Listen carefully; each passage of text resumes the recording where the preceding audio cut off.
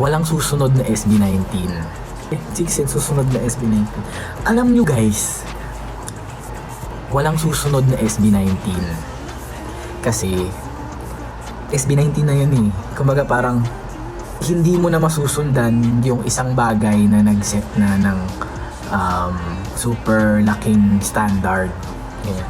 Kaya pag sinasabi sa amin na alam mo, parang sa totoo lang, parang pag eto guys, seryoso to seryoso. Ano muna, kidding aside, na-flatter kami kapag may nagsasabi sa amin na parang yung SB19 or susunod sa ipak na SB19 or the next SB19, sobrang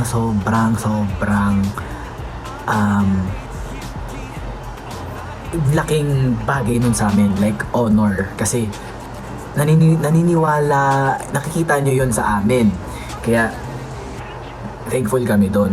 Pero in my point of view, walang susunod na SB19 kasi SB19 yun eh.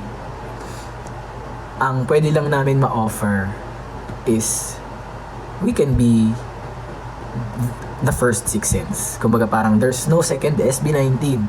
We can only be the first 6 Sense. Kasi what SB19 did, hindi mo na mare-replace yun. Like, wala nang group that can replace what SB19 did.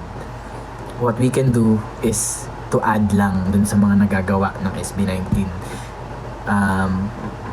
What we can do is to make a new name for ourselves as 6 Sense at be the first 6 Sense. And sobrang laking respect at paghanga at pag-look up sa aming seniors. It's a good thing na meron kaming ina-aspire to be, para meron kaming goal, para meron kaming nakikita na parang ganun kami dapat, ganun.